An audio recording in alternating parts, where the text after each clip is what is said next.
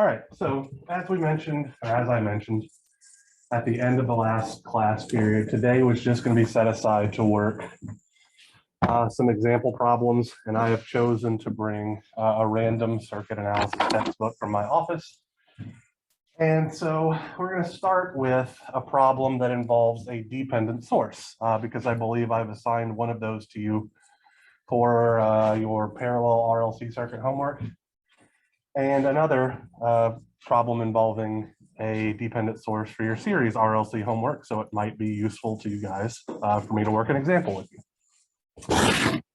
So our circuit of interest is as follows.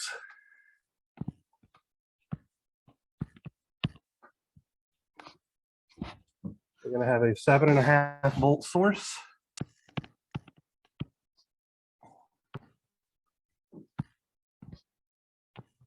Connected to a 1 kilo ohm resistor. Connected in turn to a 4 kilo ohm resistor. Here we'll have terminal A. Here will be terminal B.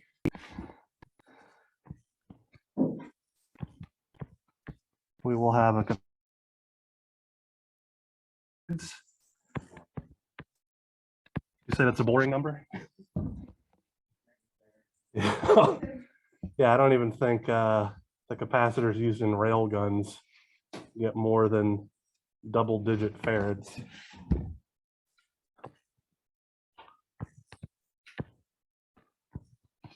Here we will have a 15.625 Henry inductor. This is just the number in this particular textbook. That seems a bit large to me, but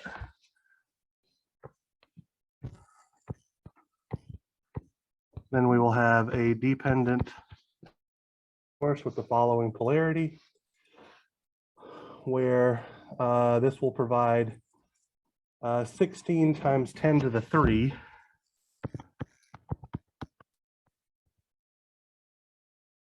They have it labeled as I phi, so I will just continue with that convention for whatever reason.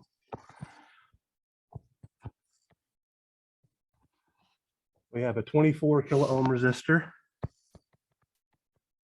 and I phi is the current flowing up through that resistor. And then finally over here on the right hand side, we have a 40 kilo ohm resistor.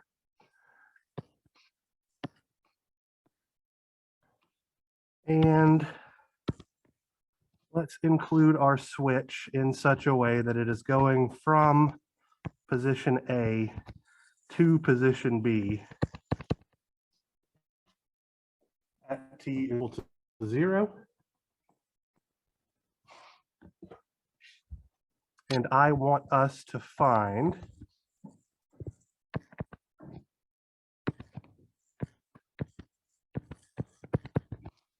VL as a function of time. So our inductor voltage as a function of time. And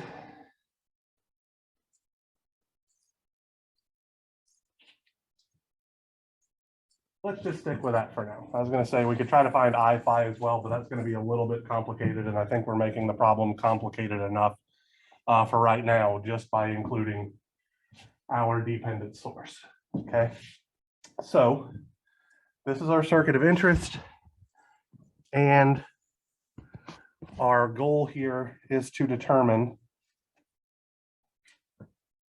that inductor voltage VL of t.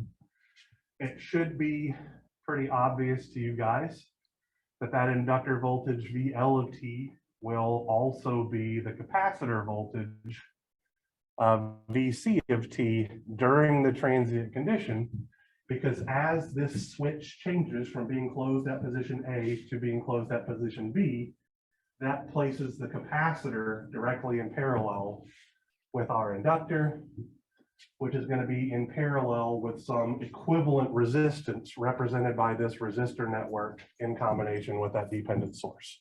Okay, so This is going to be an example of a parallel RLC network. Is everybody on board with that?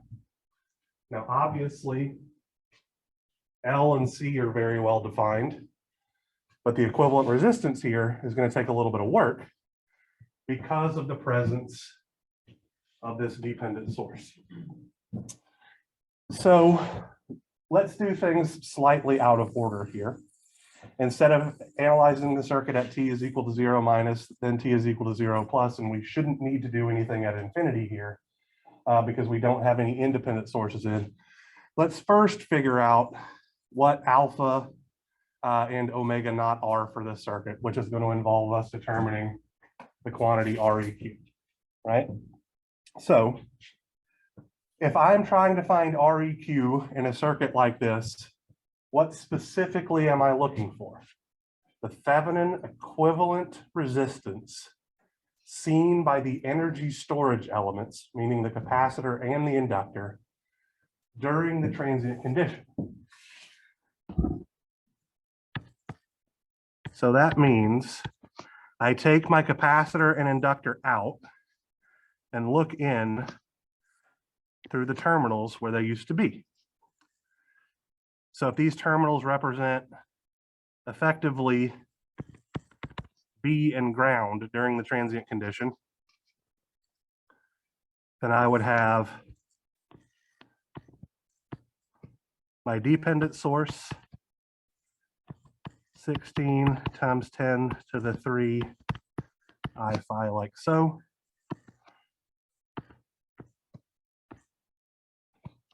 I'd have my 24 kilo ohm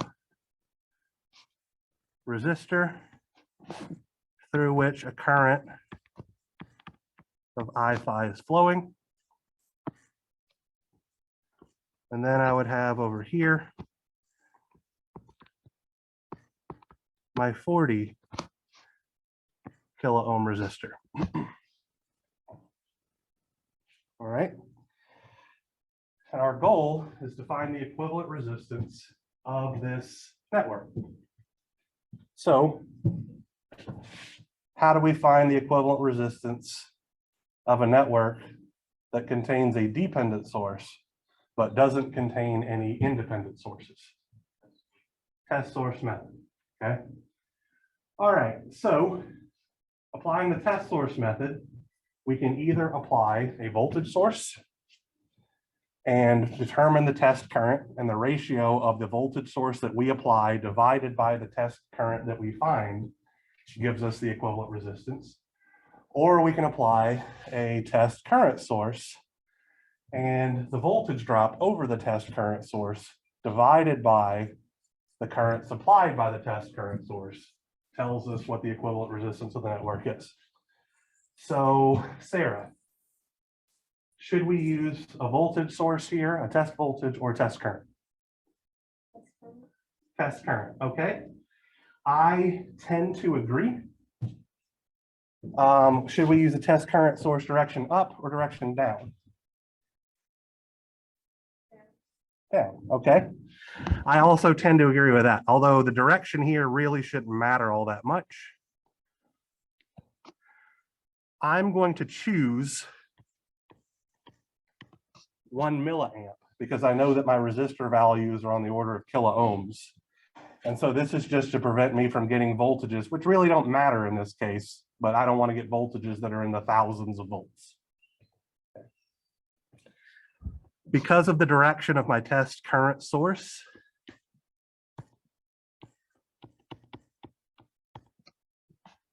I'm going to choose this polarity for V-test. So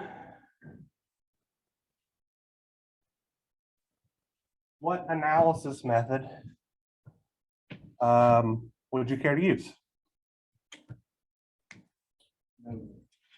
No, okay. I don't have a problem with that whatsoever. Which node should serve as our reference? The bottom node, okay? So with the bottom node as our reference, I'm going to call this node here VA. and this node over here, VB. And so let's see. I have a supernode. So I'm going to have a voltage relationship equation.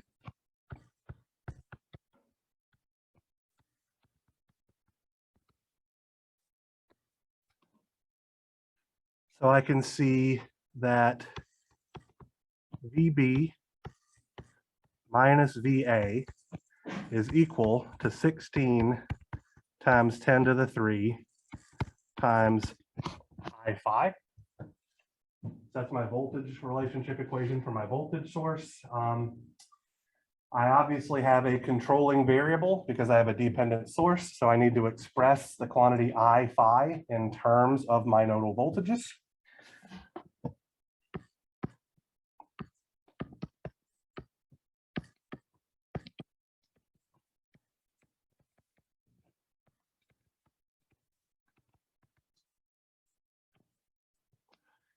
So, Sunny, how can I express this current I5 flowing through the 24 kilo ohm resistor in terms of my nodal voltages?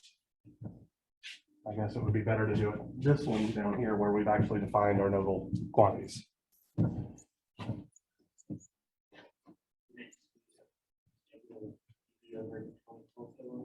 Exactly correct. Negative VB over 24 kilo ohms.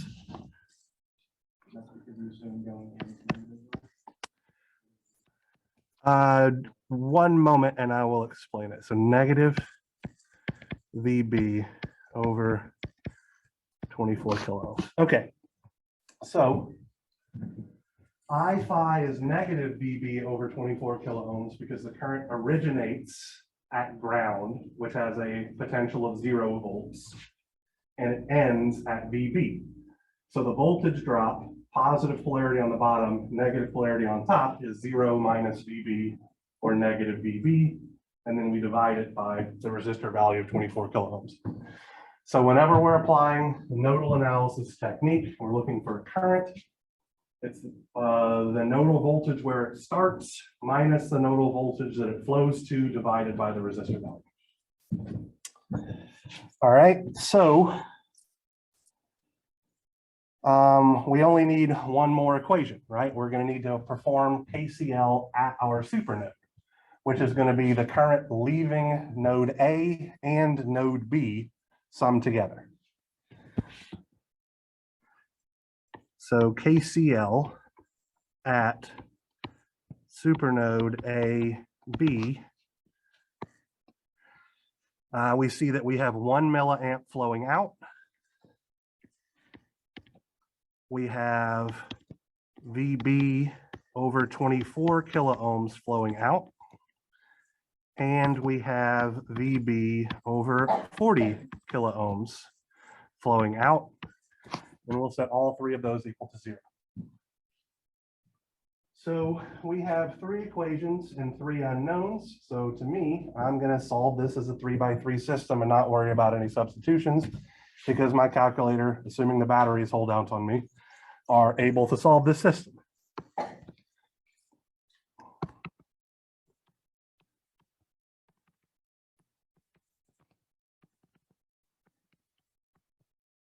Let's take a moment to do this.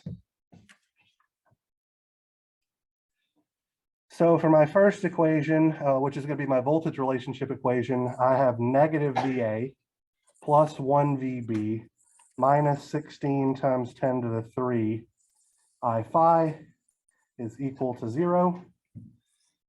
For my second equation, I have 0 VA, 1 over 24,000 for VB, 1 for I5, and 0 is my constant term. So I've just moved this negative VB over 24K to the left-hand side of the equal sign.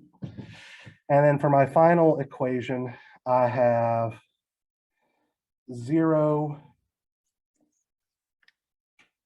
VA, 1 over 24,000 VB plus 1 over 40,000 VB. I have no I phi term, and it's going to be equal to negative 0.001 for 1 milliamp. When I solve, I find VA to be 25 volts,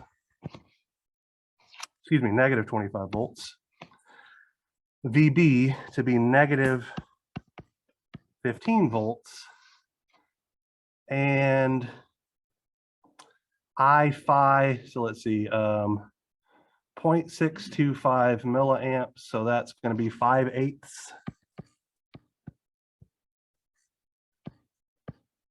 of a milliamp, I believe. So before we jump in and start doing any more analysis, let's come to a consensus about whether these are the correct answers. All right. I see several people shaking their heads, so I'm going to call that okay. So, Mr. Melson, now that we know VA, VB, and I phi, how can we determine V test and then the equivalent resistance of this network?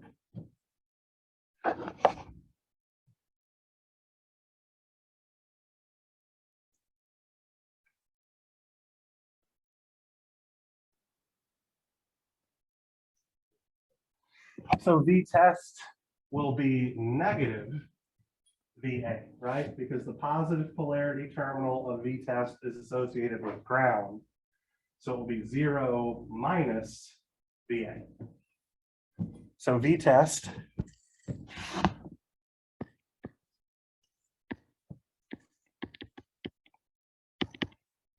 is negative VA is positive 25 volts. So what about determining R EQ or R Thevenin or whatever we care to call it here? How do we do that?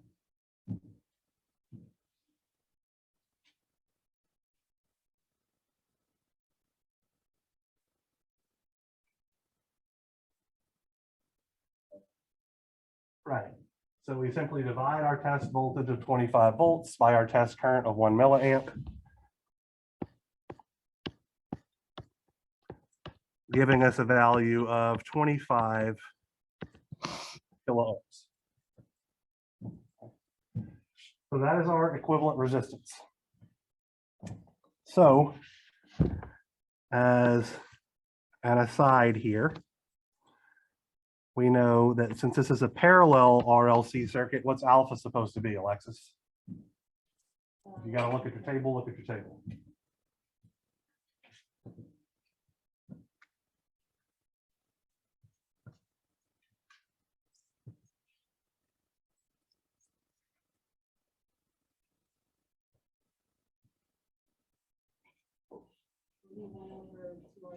Exactly right. 1/2 times REQ times C.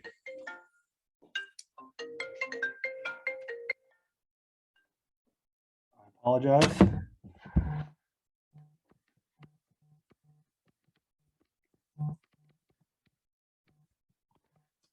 So in this instance, that's going to be 1/2 times 25,000 times 4 nano, right? So 4 times 10 to the minus 9. Oops, that is incorrect. I didn't hit the button enough times on my calculator.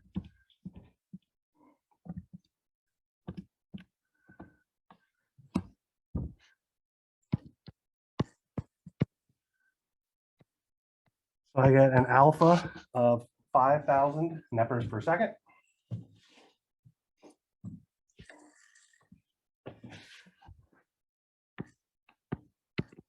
Omega naught should be the square root of 1/LC for both parallel and series RLC circuits. So let's go ahead and put this in. The square root of 1 divided by 15.625 times 4 times 10 to the minus 9.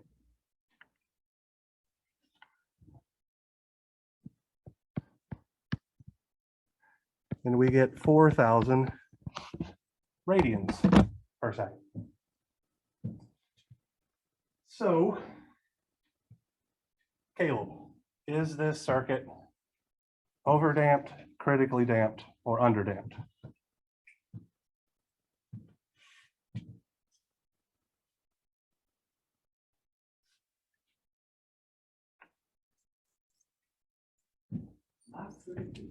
It is not critically damped because 5,000 is not equal to 4,000. So we have successfully eliminated one of our three options. I freeze up my house. I will go over there. That is correct. When alpha is greater than omega naught, the system is overdamped. Wonderful guess.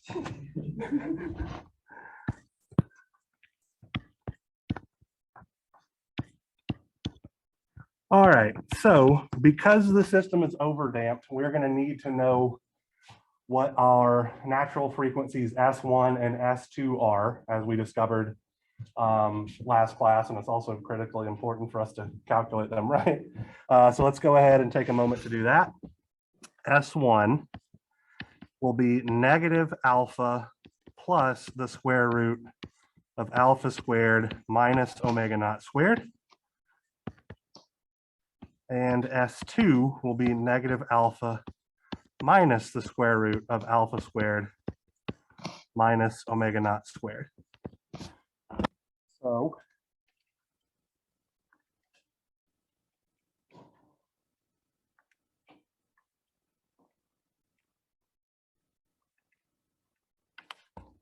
for S1, I got negative 2,000 per second.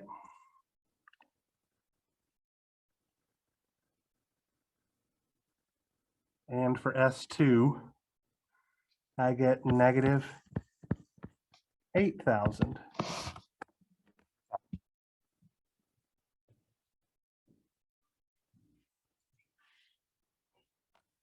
Anybody verify those numbers, please? We're getting a couple of thumbs up. All right, so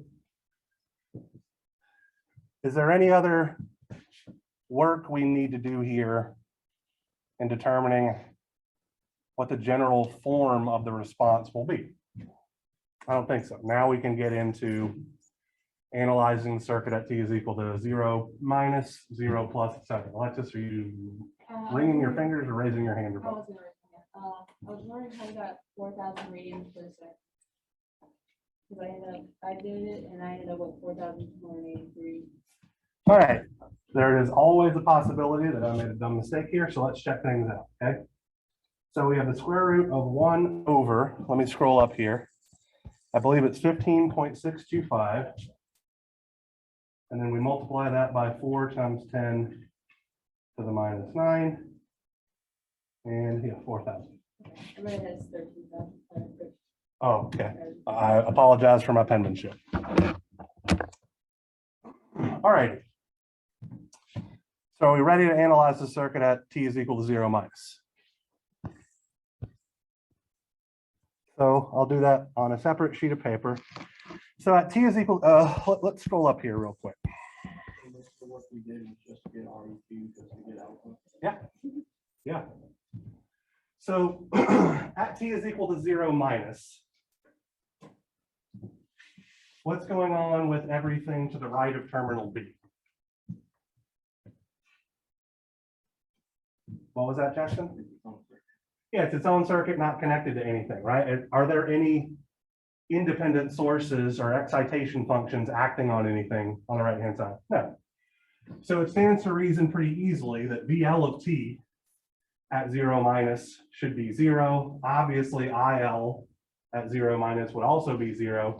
But what's going to inform how the circuit behaves at t greater than 0 is actually the capacitor voltage. So even though we weren't specifically asked to find it, we do have to understand how it behaves at t is equal to 0 minus because it's being added into the circuit at t is equal to 0 plus and drives the response.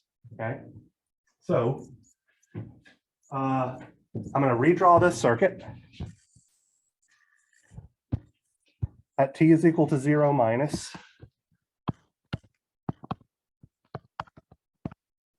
It's going to look like our 7.5 volt source. This is a 1 kilo ohm resistor.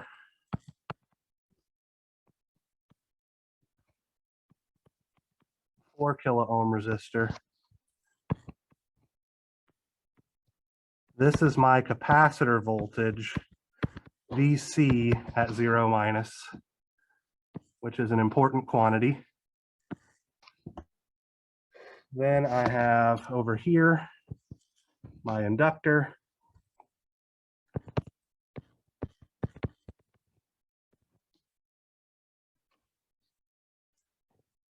And I kind of have a choice here. So by that, I mean, I can choose to include my dependent source and those two resistors, the 24 kilo ohm resistor and the 40 kilo ohm resistor. Or I can replace that network with its electrical equivalent. Now, technically here, we determined that electrical equivalent resistance during the transient condition. And this is before the transient condition. But in this instance, will that make a difference? No, not at all, right? So what would you guys prefer? We work it with the dependent source in, or we replace the dependent source and the resistors with the electrically equivalent REQ? Equivalent, okay. So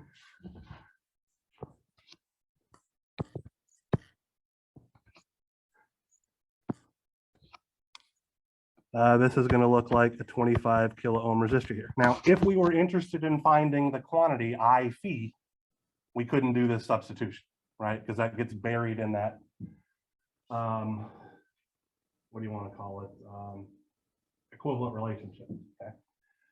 So for the sake of argument here, I'm going to define my capacitor current at 0 minus, and I'm going to define my inductor current at 0 minus. In both cases, I'm defining my currents as flowing into the positive polarity terminal of their elements. And so we should be able to see pretty easily, we're going to solve for the quantities VC at 0 minus, IC at 0 minus, VL at 0 minus, and IL at 0 minus. So, Cheston, which of these quantities should we be able to determine without doing any math whatsoever? VL is going to be 0 because it has to be, right? So if we are looking at a circuit at DC steady state, where the inductors are treated as short circuits, by definition, VL at 0 minus will have to be 0 volts. What can we say about IC at 0 minus for any transient analysis problem? It's also 0, right? Okay.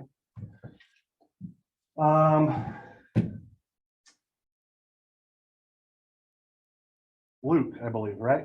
Luke, what can you tell me about my inductor current IL?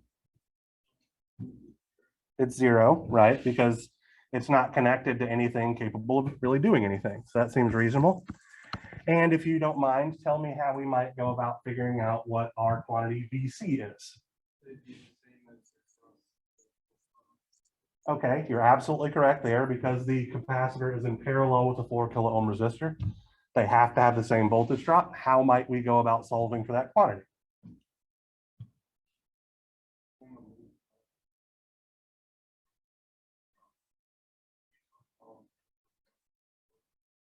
Okay, I'm okay with that, but I would prefer voltage division. The reason why I say that is because we have a known voltage drop of 7.5 volts over this 1 kilo ohm resistor that's in series with this 4 kilo ohm resistor. So 4/5 of 7.5 volts occurs over VC, which is 6 volts. So you would get the exact same result determining the current flowing in the loop and then using Ohm's law, but the voltage division takes care of it in one step. So that's the way why I would prefer it. So 7.5 volts times 4/5 is 6 volts. Okay. Is everyone satisfied with our analysis that t is equal to 0 minus? Nobody appears to be objecting. So now let's look at what's going on at t is equal to 0 plus.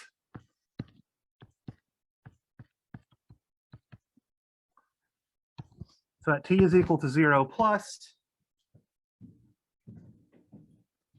this voltage source, the 1 kilo ohm resistor and the 4 kilo ohm resistor are effectively disconnected from the circuit. I'm going to draw them for the sake of drawing them, but they're not doing anything. Or they're not contributing to the behavior of the RLC portion. Sarah, are you okay? Okay. I feel for you. I have them very regularly and they're unfortunate.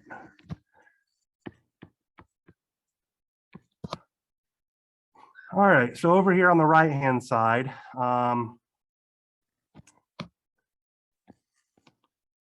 let's start with what my capacitor is going to look like. Mr. Bodie, what should my capacitor be represented by at t is equal to 0 plus?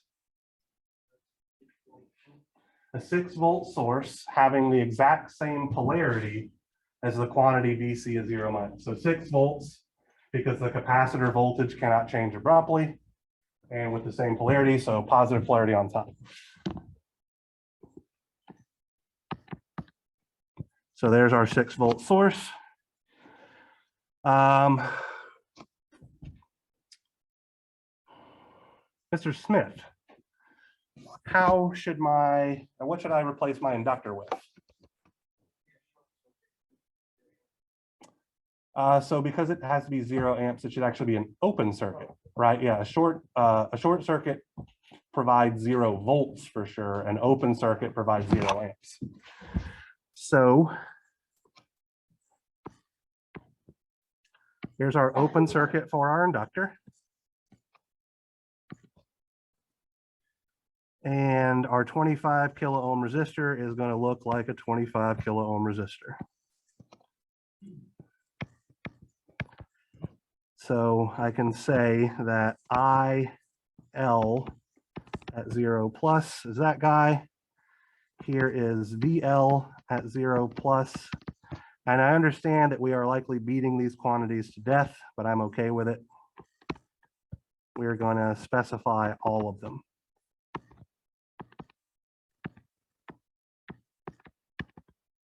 All right, so VC at 0 plus is 6 volts because it cannot have changed from t is equal to 0 minus. IC at 0 plus is a quantity that we need to solve for. VL at 0 plus is a quantity that we need to solve for. And IL at 0 plus has to be 0 amps because it cannot have changed from when t was equal to 0 minus. COI, right? What should VL be?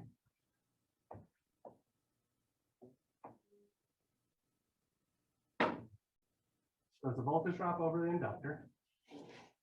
So what numerical value should it have based on our analysis of the circuit?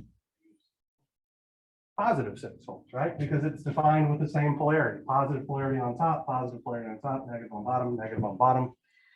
So if VC is 6 volts positive polarity on top, and VL is defined with the positive polarity on top, it also has to be 6 volts.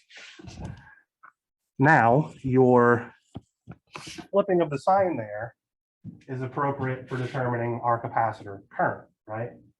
And so what I mean by that is it should be pretty easy to understand that there will be a current of whatever 6 volts divided by 25 kilo ohms is flowing in a clockwise fashion around that RLC parallel loop.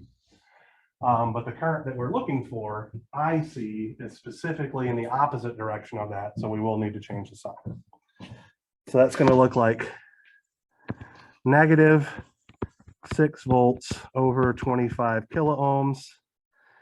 And I'm probably just going to leave it as that because I'm running out of space to write things down over there on that right hand mark. Okay. All righty. So do we need to do any analysis at t is equal to infinity? Okay. Right.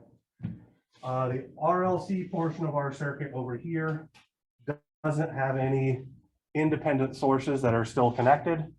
So that means that all of these signals are expected to decay to 0 as time progresses. So doing any analysis at t is equal to infinity is pointless because the answer to everything is going to be 0. All right. So since our circuit was overdamped, all right, we need to talk about our analysis method here. Okay. What I mean by that specifically, we scroll, excuse me, all the way back up to the top. Our quantity of interest is the inductor voltage. So we have two options.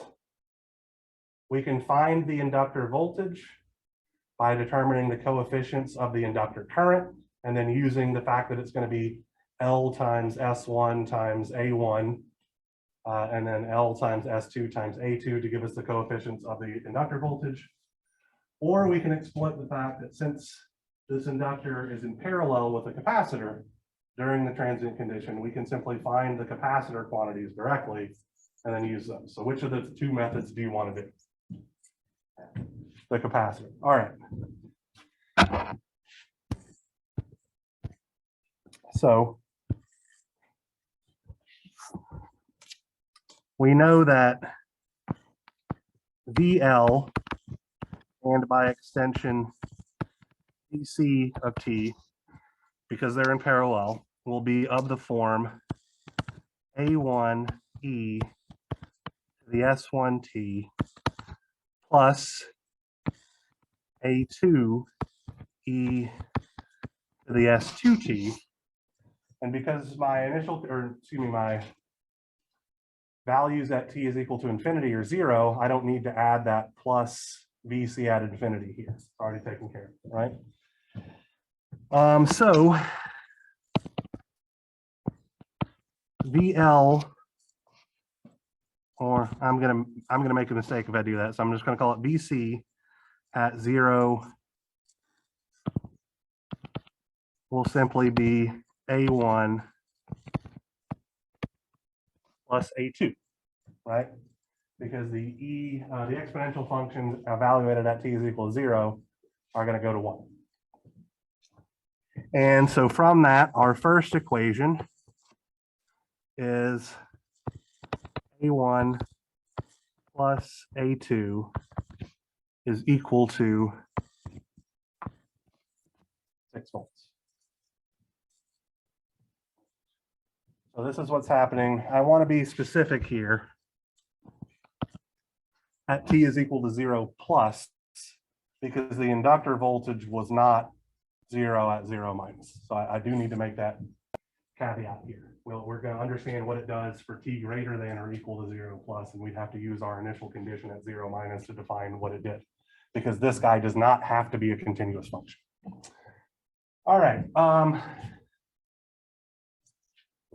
Our capacitor current,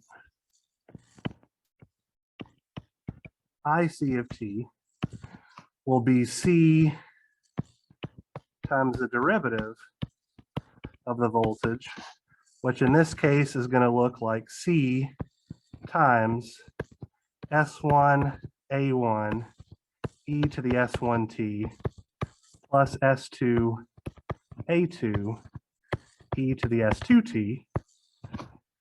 And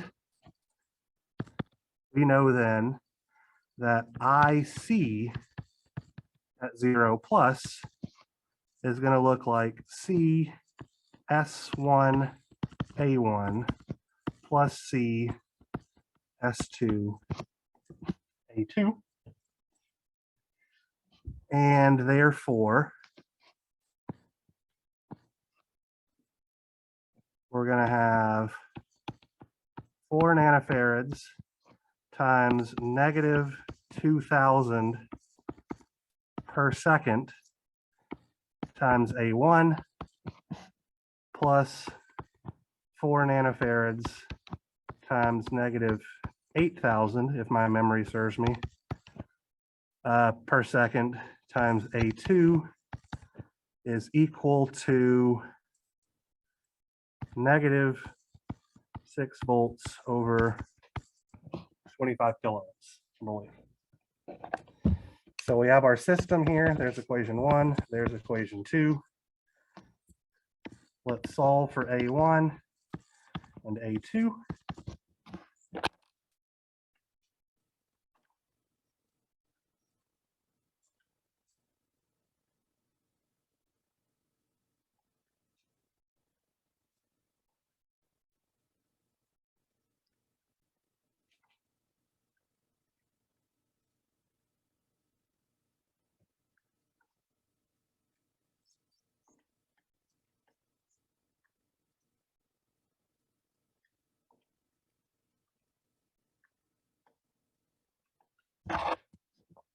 And I get A1 is negative 2 volts and A2 is positive 8 volts. Anybody else confirm that? Yeah, Ian, looks like Mr. Smith said so. So we'll call that a consensus. 3 people out of 16. Sounds good to me. All right, so from this, VC of t and VL of t is equal to negative 2 e to the minus 2000 t plus 8 e to the minus 8000 t volts for t greater than or equal to 0 plus. All right.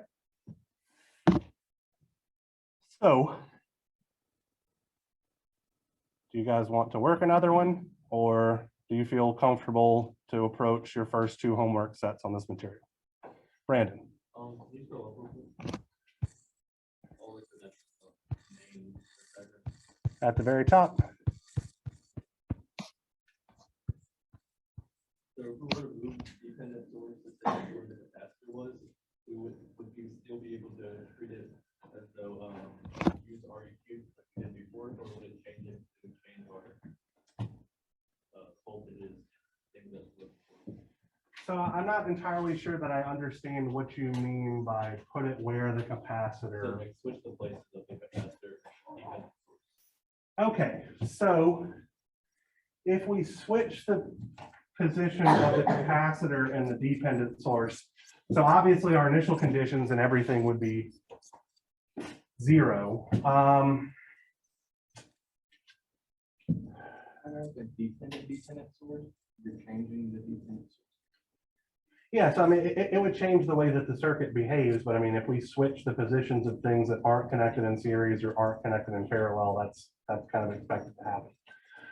So what I'm trying to think about here is if we placed our dependent source here and our capacitor here, I would have, during the transit condition, a capacitor in series. Well, excuse me, I'll have this inductor sitting here. I'll have the capacitor here in series with a combination of resistances, so I can just treat that as a single resistor. But then over here, I would have an inductor in parallel with a dependent source.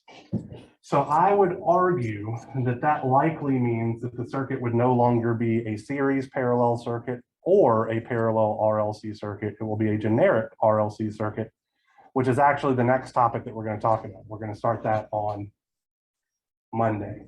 The reason why we're actually going to dedicate 2 days to that topic is because it involves a reasonable amount of algebraic manipulation of calculus quantities. So the amount of calculus that's actually required to do it is fairly trivial. But the algebra involved is going to get a little messy, and so it might take us a good solid 45 minutes to do a simple circuit until we get familiar with what's going on. Because effectively what we're going to have to do is figure out a way to deconstruct that circuit into a characteristic second order differential equation from which we can determine what alpha should be, what omega naught should be based on our prior experience. Our exam's going to go through all of that. Correct. So a good question about your exam. So on your take-home portion of your exam, it effectively stops right here. Literally series and parallel RLC circuits, because they're straightforward. And so I can ask you a reasonable amount of questions and expect you to do them in a reasonable amount of time.